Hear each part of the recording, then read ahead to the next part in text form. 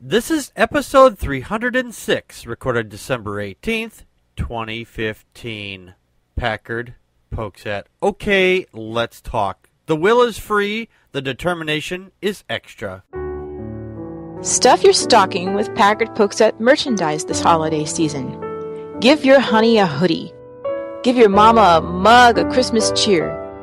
Let Packard pokes at help you find that last-minute holiday gift. By shopping at cafepress.com/PackardPokesat, you not only fill your holiday shopping list, you help support the show.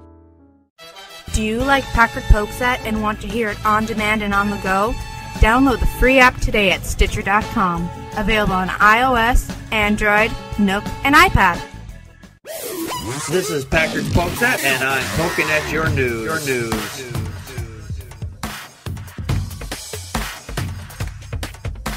Good evening, everybody. Welcome to another fine edition of Packard Pokesat. I am your immutable and unmutable host, Packard Sonic. And joining us tonight from the far west coast is Connie, Practical Magic 9. Hello, hello, hello. And joining us from the ill that is Illinois is Tom Leeds. Howdy.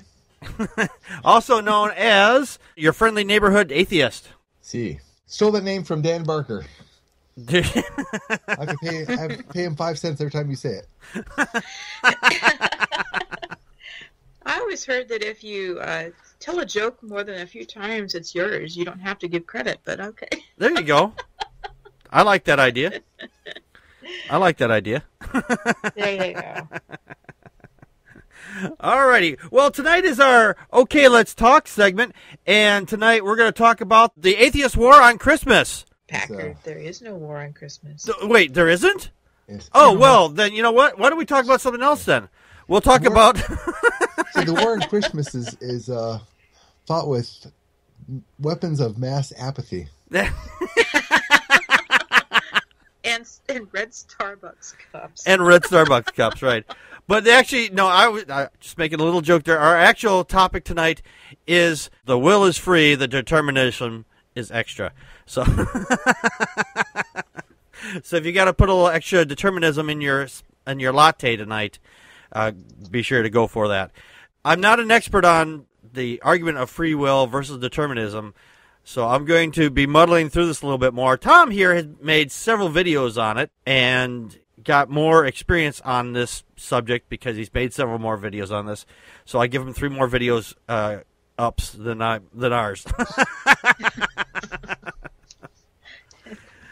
But basically, the Christians' version of free will, as far as I understand it, is that they feel that their imaginary sky wizard is the one that is called all the shots before they do it. But God gives them the ability or a right to make their choice. But it doesn't make sense. Because if their God is all-knowing, then their God has already knows everything they're going to do it before they do it, so they really don't have any free will at all. And that's where the rub is, really. Exactly. That's where the problem lies. Yeah, that's exactly where the problem lies. Because God controls everything and has planned out the entire universe ahead of time. And people didn't like that. Like, oh, but they give you free will. Yeah, you can't have free will with an all-knowing God. It's impossible. So okay, let's talk. Connie, what do you think on this? What is your take on some of this? It was really funny to go and dig into this because I was like, okay, what is this called? Calvinism and Arminianism, and all of these apologetic terms for this. And as I was reading up on it, I realized where I fell into this discussion as a Christian. I think the main argument that I heard of how there could still be free will and yet God retain his all-powerfulness, is that the cross is this central point in history where God's grace is inserted, and it's backwards filling for those who were looking forward to the cross for God's salvation. And sorry, I said that wrong. My dyslexia. That's what I blame. Adam up to the cross, we're looking forward to the salvation, and we are all looking backwards to it. God exists outside of time itself. So that's I why could never understand why they could say that if God supposedly lives outside of time, how could he interact with time? That's what I never understood. He can. Okay, that. Don't make me an apologist. This is a long time ago. Yeah, I understand. Well, not that long. So anyway, because God exists outside of time, that explains why he knows who will eventually choose to accept the gift of salvation, and through their own free will. Right. And so I actually, as I looked at myself, I was basically an Arminianist, because they do take the idea of the omnipresence, all the powers of God, the perfection of the Bible, but this is where they kind of fudge it. And again, I'm not a true apologist. I tried to understand this stuff when I was a Christian. It's been a long time since I thought of it, but yeah. So because God exists outside of that. Because he's eternal, right? This is where he walked into human history, and all these points he can come. So it's sort of like he's a Time Lord, minus the TARDIS. Yeah, minus the TARDIS and the cool when he lands. Yeah, and the cool Converse and the bow ties and everything. Yeah, and the fez.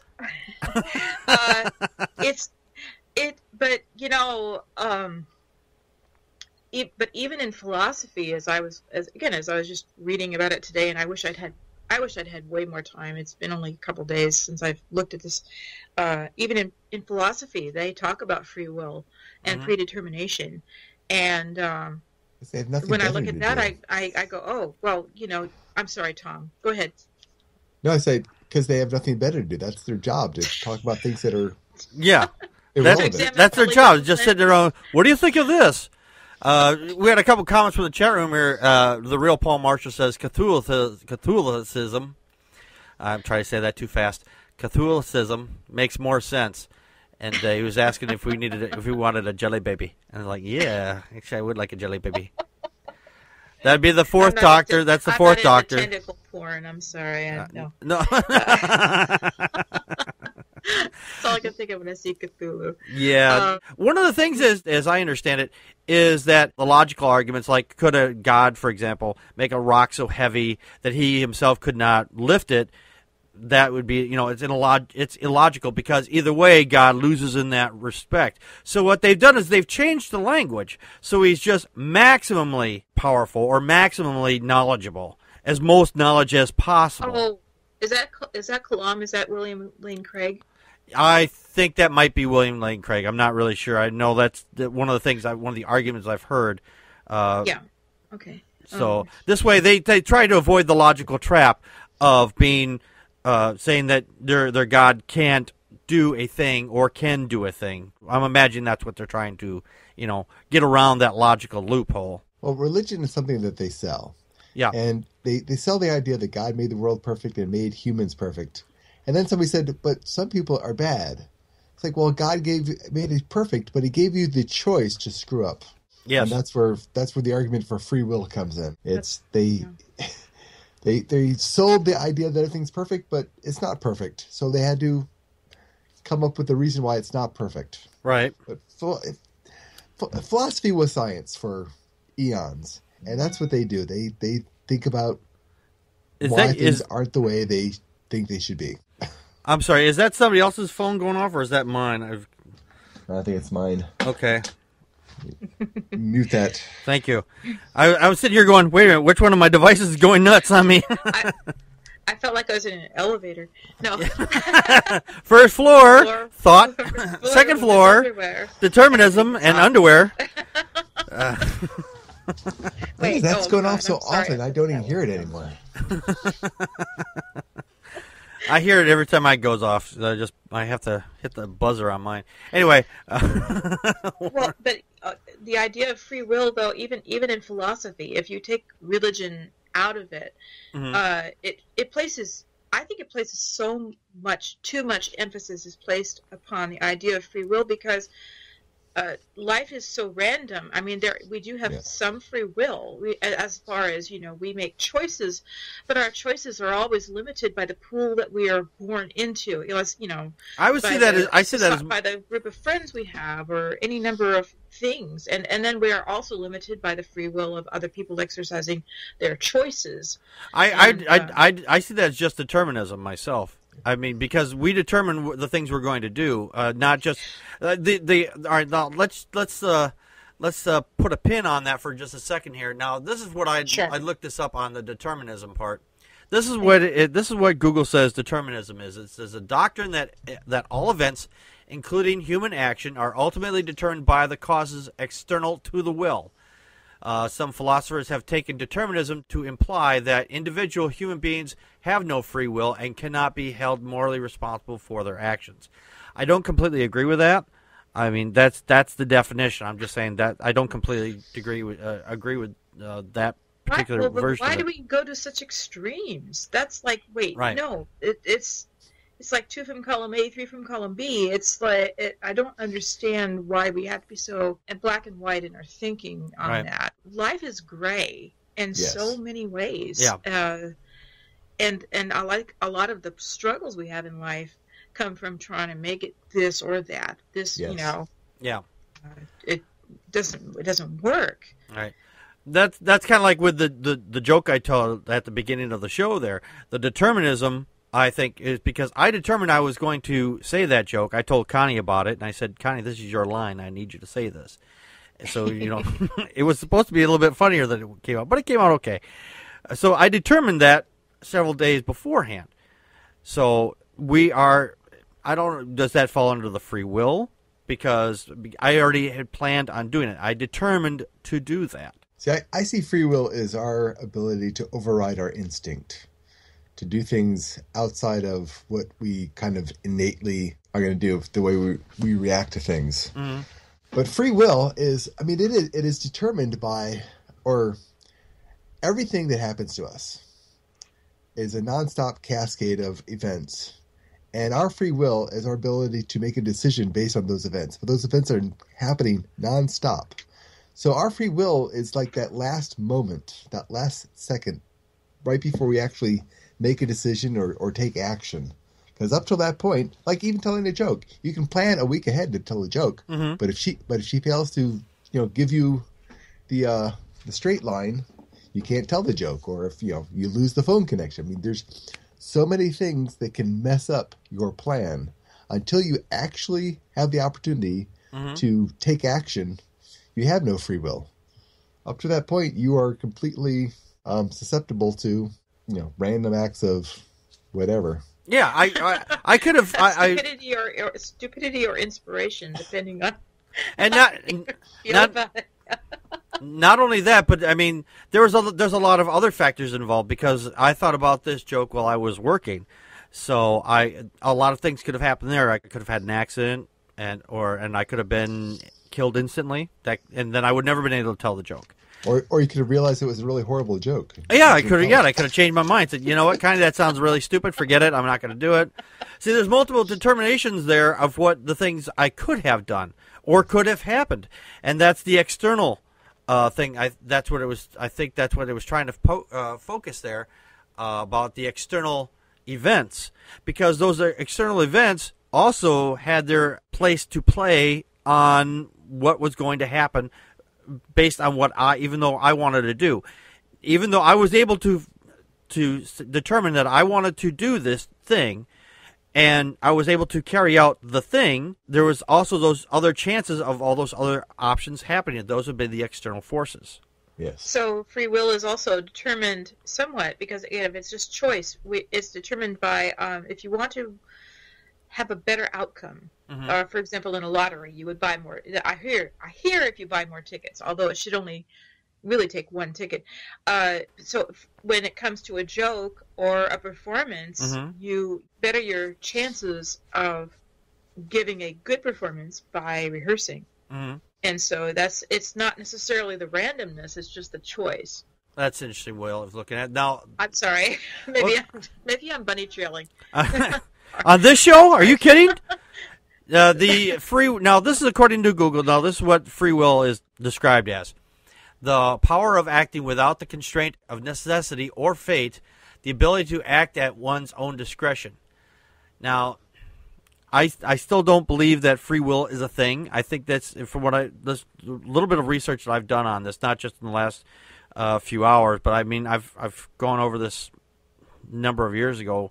I've forgotten a lot of it, more than I remember. Let's say one of the arguments I saw online was not that long ago. Let's say I'm God, okay, and I create a guy that I know is going to become a murderer when he grows up. Now, who's responsible for that thing? Is it the murderer who's responsible for those acts, or is it my responsibility for creating him, knowing that this guy was going to be the murderer when he grew up? I would think it would be me. I mean, if you think about it. Because if I'm the creator, then I'm ultimately responsible for the actions of that thing. Which is kind of the basis of the movie Minority Report. That everything's determined and you can predict the future. Mm-hmm.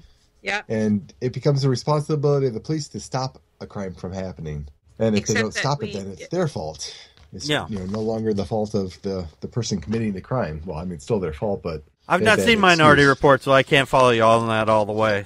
What's interesting is for me, the idea that we all make our own choices. It's like a pachinko machine or like a bingo, bingo ball. The lottery things all bouncing around, and that is like Minority Report, where you have different random balls. But it does totally depend on how people react, and they find out later that even though the cognates they're saying, okay, this is supposed to happen, it's still speculative. It's not for sure. I mean, obviously people might react a certain way depending upon. No, I love Minority Report as an example. My husband and I were talking about this morning, and that was one of the movies that came up. We were talking about something else, but that's a perfect example, Tom. It's really good science fiction because I think it hits on that idea. I mean, for example, you think about Hitler, or you think about the shooter at Sandy Hook, right? And you have to say, at any point, what could we have done? Is this just, this doesn't have to be a predestined thing, but what created this person and this drive? Mm-hmm. What created this situation? And that's what I think that's what drives me crazy sometimes, is thinking about all of the choices that led up to, Nazis or to Sandy Hook or some, and I don't mean to awfulize it, but I suppose you could go other ways. You could think positively about it. I can give you a positive one there that goes back even further. I spoke to Connie about this either at the staff meeting or just after. When I was younger, I was about 6 or 7 years old. My sisters taking me to some party and everybody was smoking and drinking. I'm like, yuck, And they said, yeah, when you get older, you're going to be smoking and drinking just like the rest of us. The drinking part, I'm a very light drinker. But as far as smoking, I don't smoke. So because I said I was not going to grow up and be like that. So I determined a very long time ago that I was not going to, I said I wasn't going to do this thing. And to this day, I'm still not doing that thing. Yes, and I determined that I was never going to get married or have kids. That didn't work out so good. Well, I mean, it worked out good. That's not quite the way I planned. No, not quite what you planned. But but in those instances, I think in that one instance, I mean, I think there's a stronger drive to get married and have children versus than a desire to actually do something like smoking and drinking. Those are I wouldn't say those are a natural drive. I mean, not part of our natural drives anyway. Yeah. Well, I mean, when we get back to free will, there's two basic arguments against free will. Okay. One is that there are so many influences on you that you are ultimately not responsible for your actions because there's so many things that affect what you're going to do. And the other is that there's a grand scheme, a master plan, that everything is planned out through infinity and we're just along for the ride. Right. Nothing we do is original. It's all been planned out. There's nothing we can do about it. And the illusion that we're making decisions or that it's that making decisions is just an illusion. Yeah. So those are the two things that, and physics has gotten into the idea that the universe is basically already written, and it's a program, and the program is running. But even in a program, there's so many, like you can predict planetary movements. Right. Those are big things. And they're affected by gravity and other planets, and you can predict that. But thinking beings, not just humans, but all living creatures, we're making decisions on everything that we do, and every decision we make affects something else. And then you throw in the wind, and you throw in gravity, and you throw in, any number of things. There's no way we can predict what we're able to do. We can make a decision, we can determine what we're going to do, but until we actually do it, literally a trillion things could happen that will mess that up. Would you say not acting on a thing or not doing a thing could also be determinism as well? Because I was in the example I said I was not going to smoke and I still do not smoke. Yeah. Well, that's the decision. Say either inaction is an action. Even then inaction would also be an action. Yeah. Exactly. Okay. I used to think that not choosing to do something was kind of a null thing, but I realized no, that still was choosing. Yes, you're choosing. You're choosing not to act. Yeah. And therefore, you're still you're still acting in a chord in a small way. Like, for example, let's take the voting thing for this year that's coming up, or I should say, not this year, next year, which is only a few days away. Next year. Next year. Next year's a few days away. Let me clarify that. Next year's a few days away. Thank you. At the time of this broadcast, next year's a few days away. But a lot of people, well, as they say, Democrats will either vote if they really are motivated to vote, but if they're not, they won't vote. Republicans usually just fall in line and vote anyway. But by not voting, for example, the Democrats, even though they're doing an inaction, they're doing an action allowing the Republicans to win because they know that's the action they're going to take. I mean, if that makes any sense. I'm trying to rack my head around that one.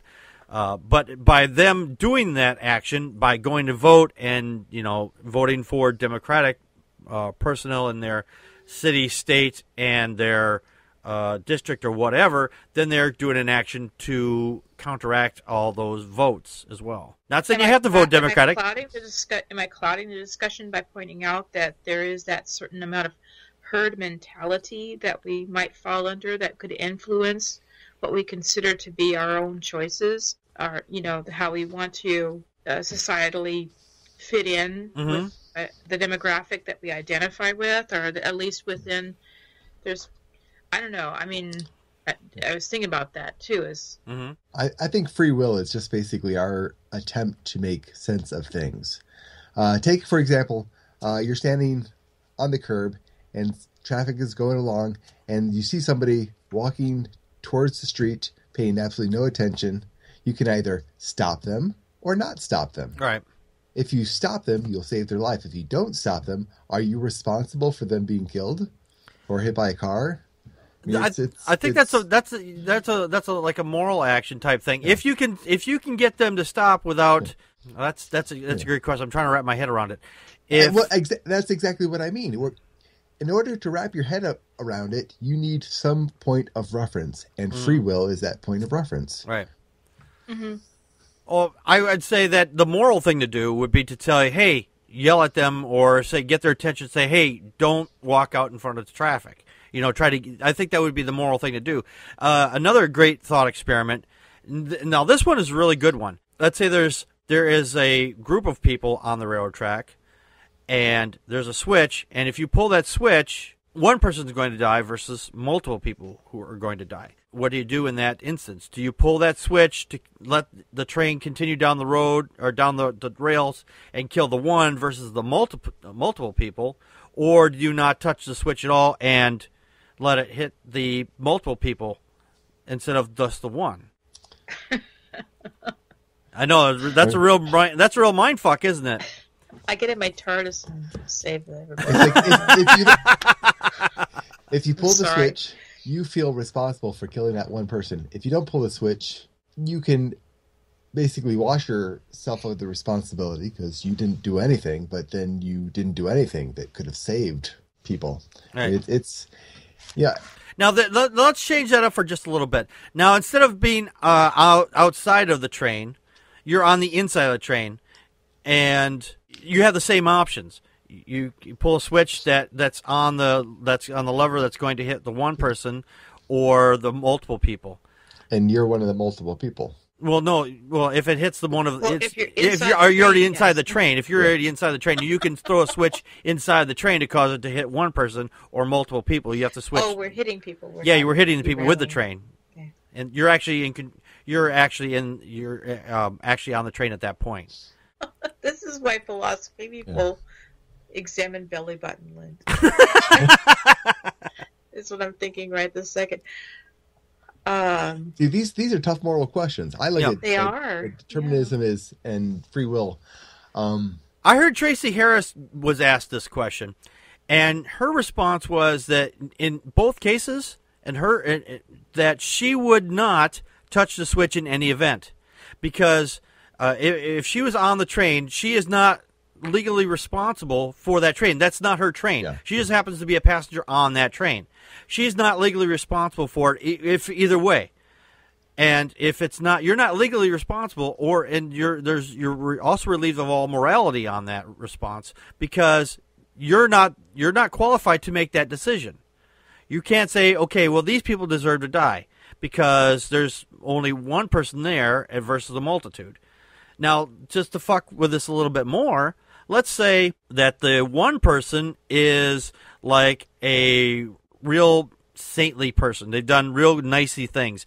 And the multitude of people are all criminals, and they're going to, they've all been killers and murderers and everything.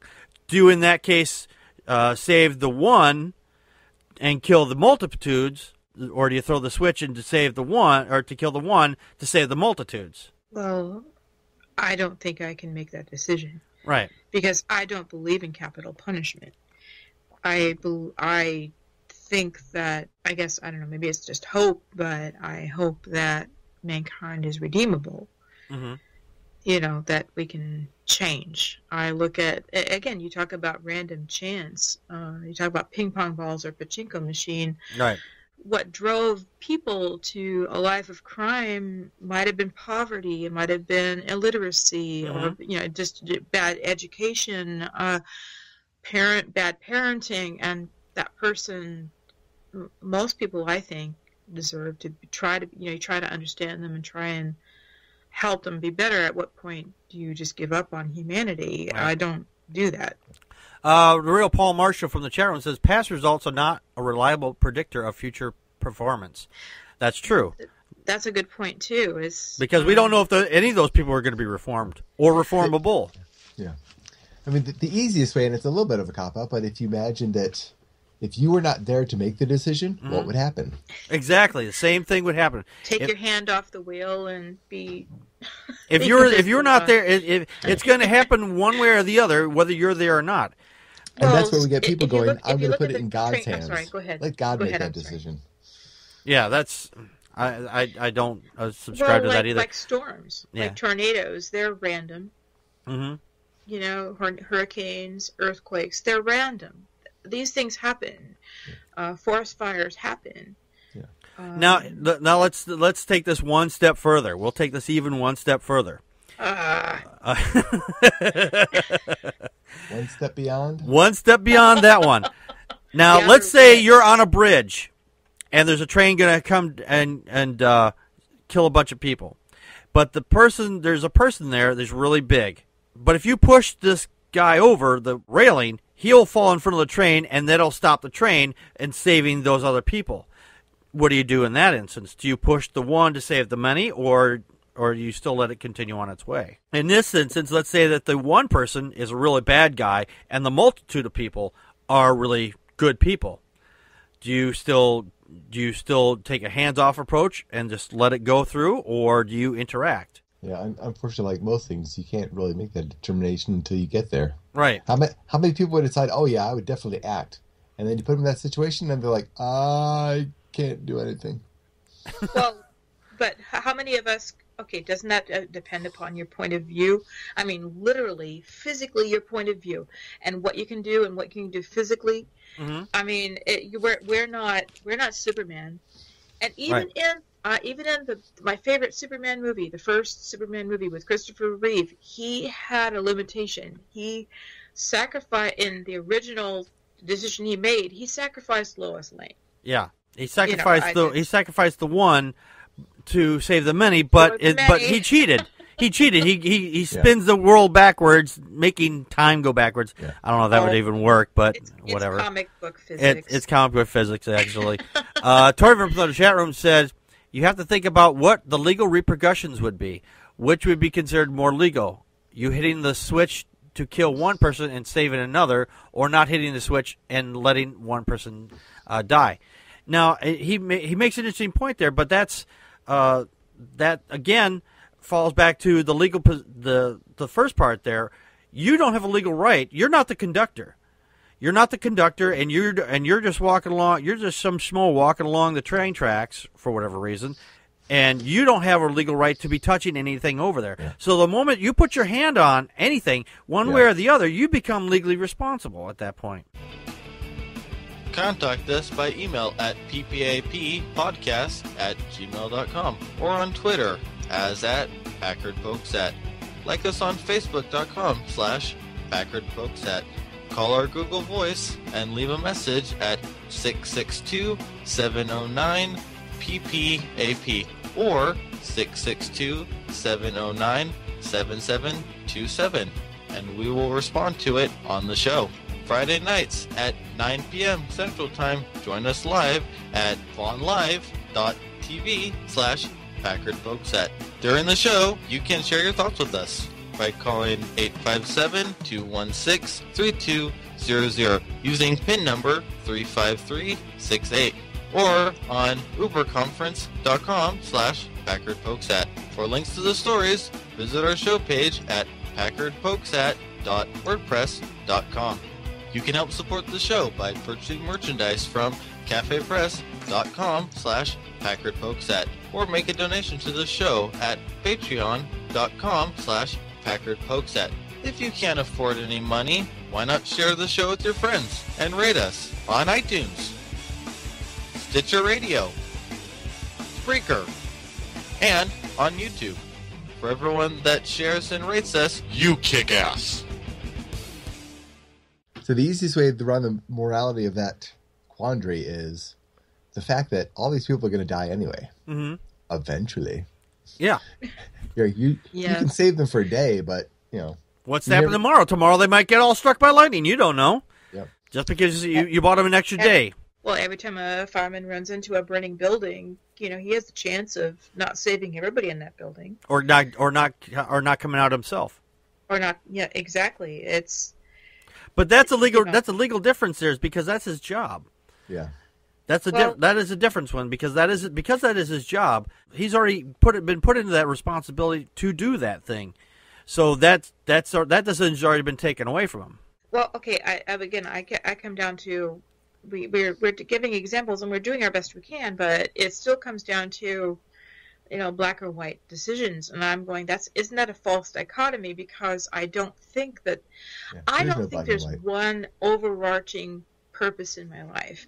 Everything that I thought when I was 17, 18 years old, and all the decisions I've made along the way, to me, it feels like this is what it feels like to me. It feels like every time I tried to fix things, I made them worse. Mm-hmm. And I continue to make them worse. It feels like this cascading series of events that in a lot of ways, they're nothing like what I would have liked from not just for myself, but most of all for my children and for those that I love. Even my ex-husband, who, I mean, obviously I divorced him, but I wouldn't have chosen this for him. And it's, again, life's a pachinko machine. You can only do, my father's best advice he ever gave me, he said, you can only make the best decision with the information you have at hand. And guess what? It's not always going to be right. It's probably not going to be right a lot of the time, but you at least tried. Mm-hmm. That's really all we're talking about. I don't think there's an overarching purpose in my life, as much as I would love to believe that. I just think that I'm here, we want to elevate ourselves over bugs or dogs or cats or, whales. Yeah, Tom mentioned it. There's other sentient beings on this planet, and we want to think that we're the top dog because we talk and we have opposable thumbs and we, fly spaceships and. Wait, we fly spaceships? Wait a minute, I'm not getting my memos again. Let me write that down. We fly. Wait, you didn't do spaceships. that? Okay, no, I haven't flown a spaceship yet. I did that this last week. Oh, my damn! gosh. You didn't come and you didn't invite me. I think free will actually is. What's our that? ability to contemplate the decisions that we've made. Yeah, I'm thinking of the movie Schindler's List. Oh, it's a good movie. Guy did an amazing thing, saved so many people, and he was fraught. He was fraught with how much more he could have done. Mm-hmm. Yeah. And he spent his life, regretting not what he had done, but all the things that he had failed to do, that he could have done so much more. And I think free will is basically our, You think it's more of a looking back at the choices we've already made? Yeah. That's really great point, Tom. So it's not so much of what goes forward; it's what you look back at. It's how we let the actions that we have taken affect the actions that we have yet to take. Okay. A life unexamined. What has that quote? I can't even. I can only think of the beginning of that. It's important. It is important to think about where we've been and where we're going.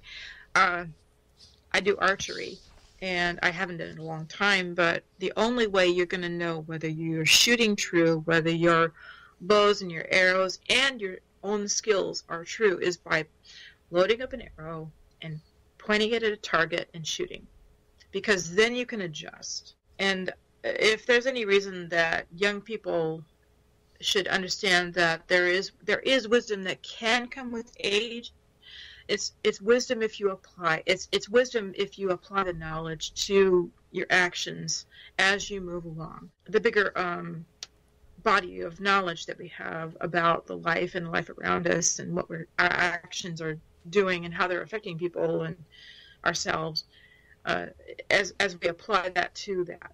That's really the only wisdom that there is out there, I think. Our chat room is so amazing. The thing that you were trying to think of there is the real Paul Marshall that said, "A life unexamined is not worth living." Thank you. Thank you very much. He also said that legally and morality seldom have more than a passing acquaintance. That's true.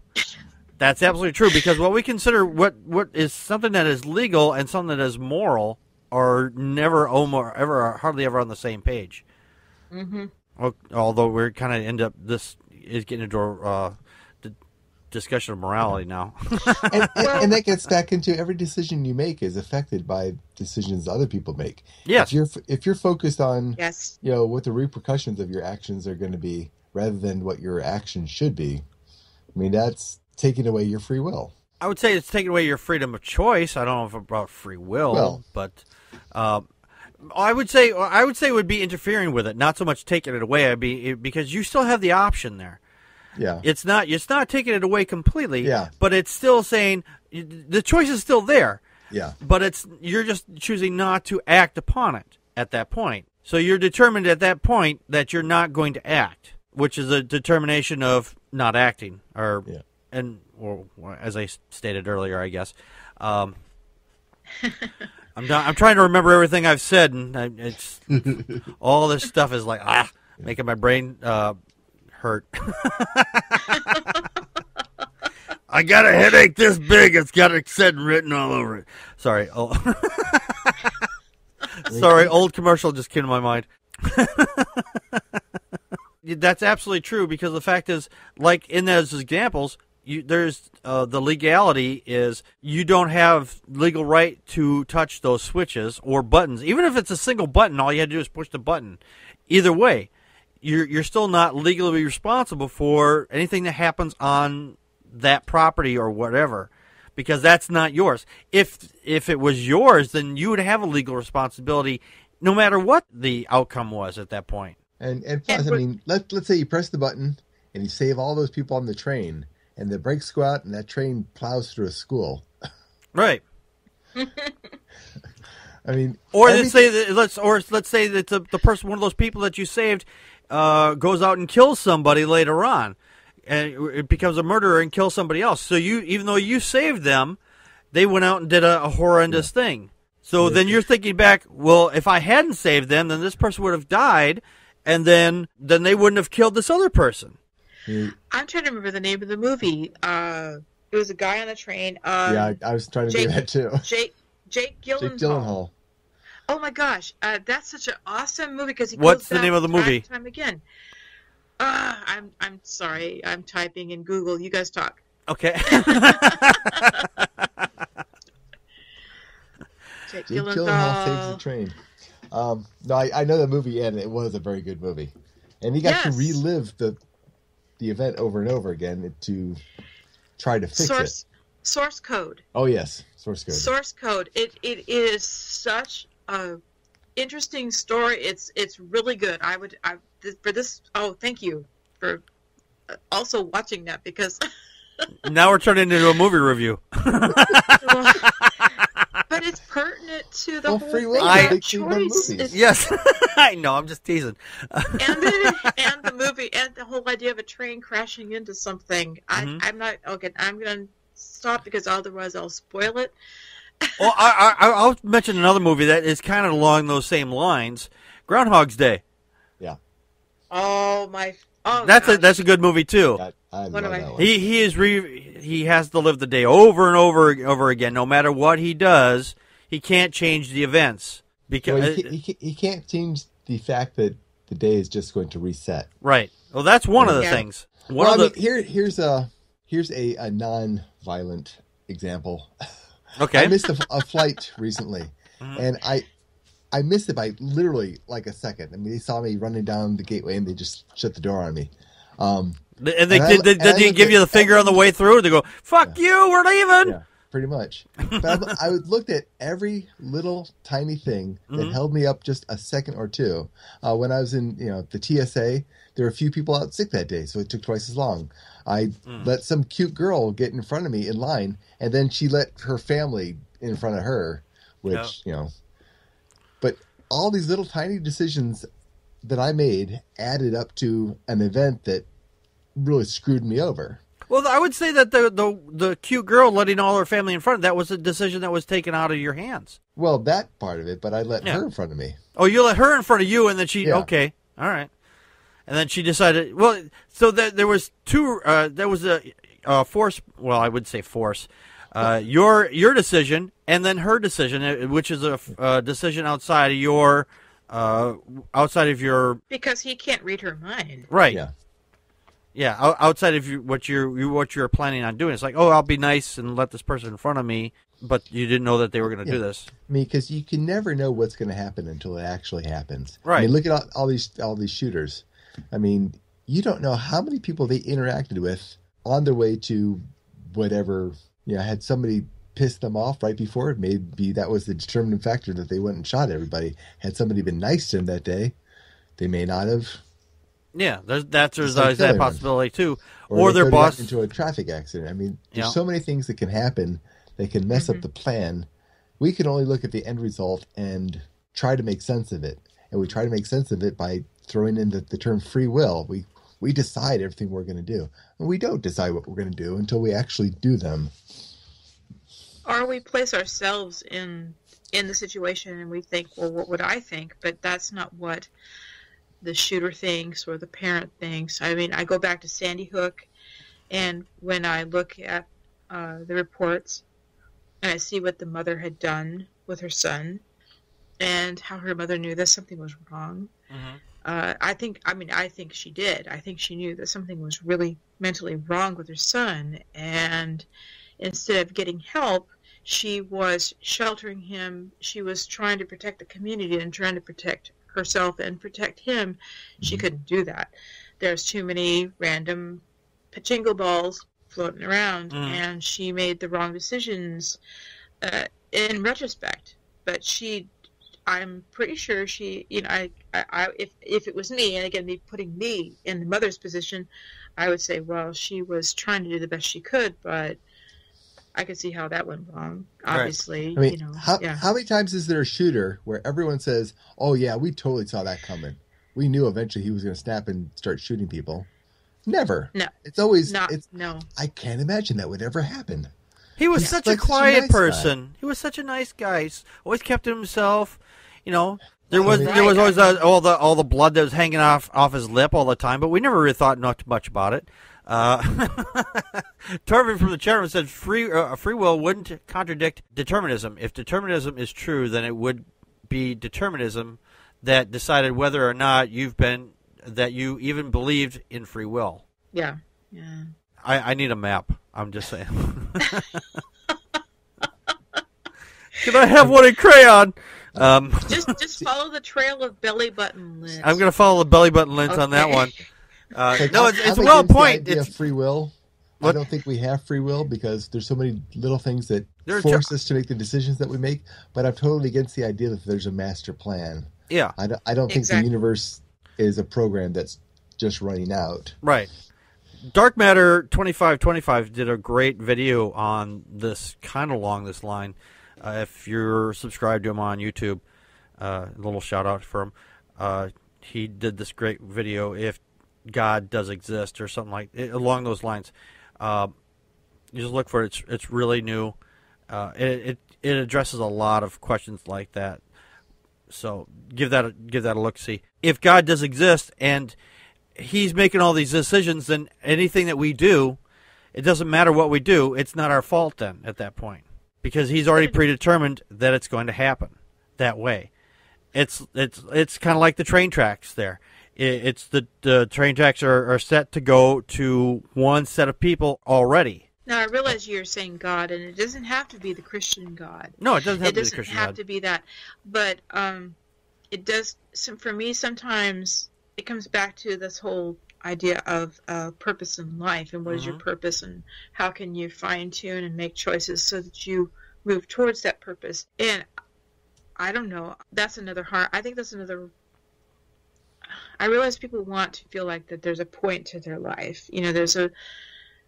But I don't think that there is actually a purpose other than just to live our life each day. And exactly. Granted, you should have longer range goals, but there's a frustration that comes if people feel like, oh, I don't have a purpose and I don't know what I'm supposed to do, and free will and purpose are a couple of those words that I just don't. I try to avoid the words free will, and if I see people doing it, I usually hit my head really hard with a hammer. That's why I got this big dented right here. Turvin from the chat room says determinism doesn't mean a master plan either. It just means that a course of the atoms that make up your body were decided at the moment the universe began. That's true. What were you going to say, Tom? What, Tom? You were going to say something, Tom? Go ahead. I'm sorry. That threw me off. I'm sorry. I'm sorry. No, it's not your fault. Torvin's comment. Well, it might have been what I said. See, it was all in the plan, Tom. I say as an atheist, I've mostly Christians tell me all the time that you live a meaningless, pointless life. Mm-hmm. And I say, yes, in the eyes of the universe, I do. In the eyes of the universe, my existence means absolutely nothing. But to my family, I mean everything. Right. And that's what I focus on. Yep. I mean, we are such an insignificant blip. Even on just this planet, in the time scale this planet's been around, we are utterly meaningless. Mm-hmm. To the planet and to the universe. But to our families and to our friends, we mean everything. Yep. Now, do we all have a place in history? Well, I would say in a small fashion, yes, because we're here. And we affect the lives of the people who we interact with in some fashion. Remember you said earlier, if somebody had said, hey, you have a really nice day, let me take you out for coffee or whatever, be nice to somebody, then that person wouldn't have shot somebody else, and then that person would have gone on existing. But then in that instance, you've affected somebody else's life down the line without even realizing it. Or you said butterfly effect. Yeah, like the butterfly effect, right? But in the grander scheme, but in the grander scheme of the universe, it doesn't mean much unless that one person that goes on to live invents something like it's going to blow up the universe or something. Then that's a different story. Then then you affected the universe in a much grander scale. But you don't know that. You will never know that. Yeah, it's like if you focus on how many lives you've saved.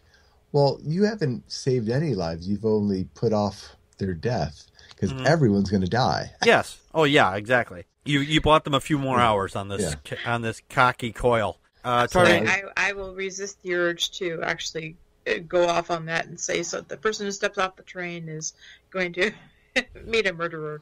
Yeah. Come home early and find that their spouse is in flagrante with some milkman. Yeah, there you go. Do people still deliver milk? I don't know. I do. No, I'm kidding.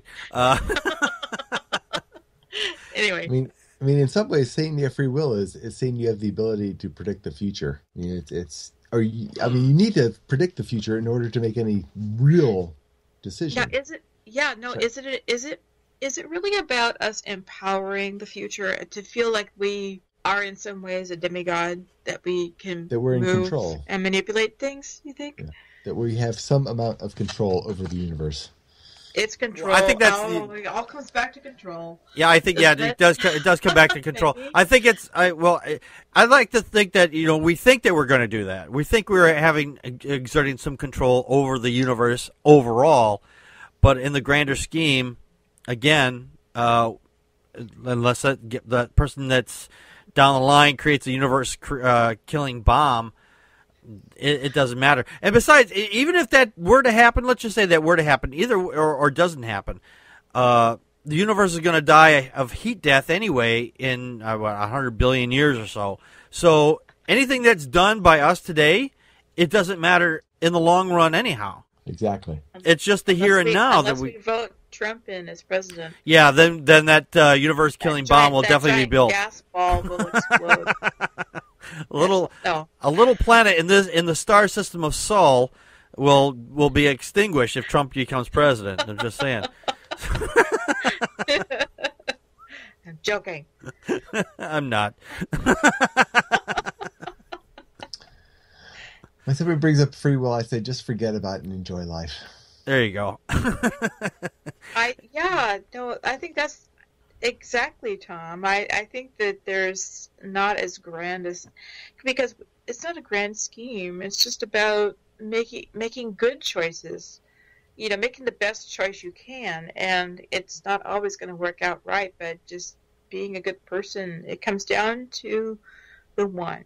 Yeah. Choosing to do what you can to make and to not harm as much as you can, and just be the best person you can. Yeah, I'd like to think that too. Is just try to go out and try to be the best person you possibly can.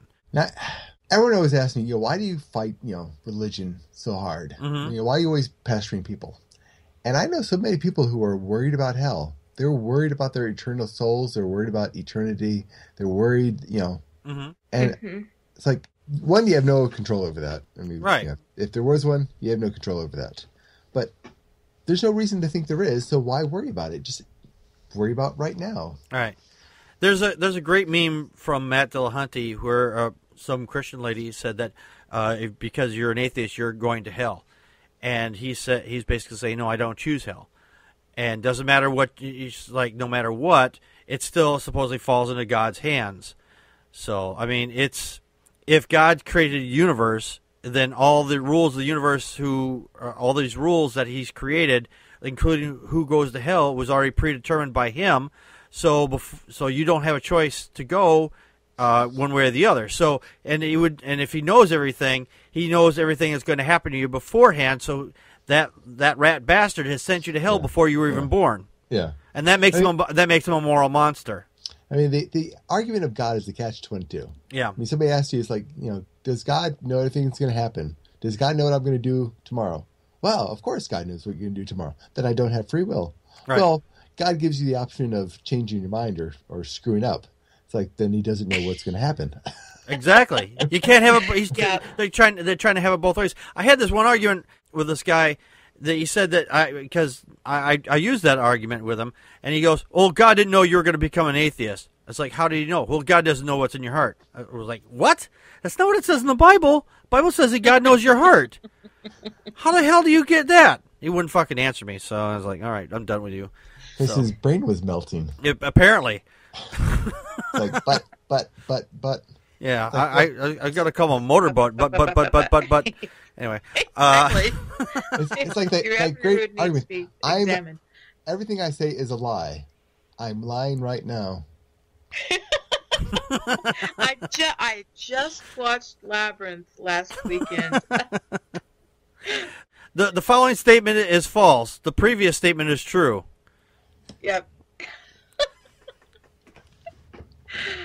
Oh gosh, no. Or you say the following statement is true. The previous statement was false. So which is it? You can't have it both ways. Anyway, we got to get out of here. I want to thank Tom. Where can they find your channel, Tom? Just search Tom Leeds. You'll find me. I'm Googleable now. You're Googleable. Woohoo! But Tom the Atheist on. Yes, and he's on Twitter as Tom the Atheist on, or Tom the Atheist on, not the Tom. Well, whatever. At Tom. Yeah. Use the @ sign first, people. And thank you, Connie, of course, as always, for joining us here on the show. And happy holidays to everybody. And yes, happy holidays. We'll be back. We'll be taking off next week because it's Arbor Day next week on the 25th. No, is that what it is? Something with trees. Is that what it is? It's Arbor Day. We're we're celebrating the Great Pumpkin. Bastard child of somebody who was born, Yeah, allegedly born at this time of the year. Yeah, I know. That's a whole other tirade I'll get into another time. But I'm going to say it. Merry Christmas. Merry Christmas. Thank you. And happy holidays. Happy Festivus. Happy Festivus for the rest of us. Happy Hanukkah. There you go. And happy winter solstice. So that's my favorite time of year is the solstice because then the days start getting bigger or longer, whatever. Happy I just think it this way. Happy days off from work. Woohoo! There you go. Yay!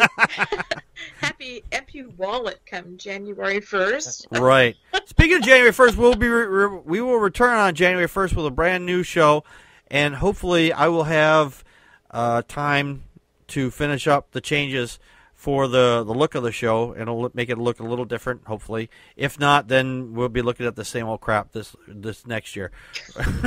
and Joe will have woken up by then. Yeah. That really sparkly crap. You'll love it. Yeah. I'm going to be in sparkles and everything. No, I have no... Sparkle. If you like the show, go to facebook.com/PackardPokes, hit the like button, or... if you really like the show, you want to help us keep the show on the air, go to patreon.com/PackardPokes and donate as little as $1 once a month to the show. Or you can donate more if you like. And if I get 5 people that donate $20 or more, I will give one person at random a coffee mug. Or you can just go to cafepress.com/PackardPokes and just buy something yourself. And that still supports the show either way, so... Alrighty, I want to again thank everybody for coming. We'll see you next year. I love saying that. This has been Packard Pokes that we just poked at our okay. Let's talk. And that's a wrap.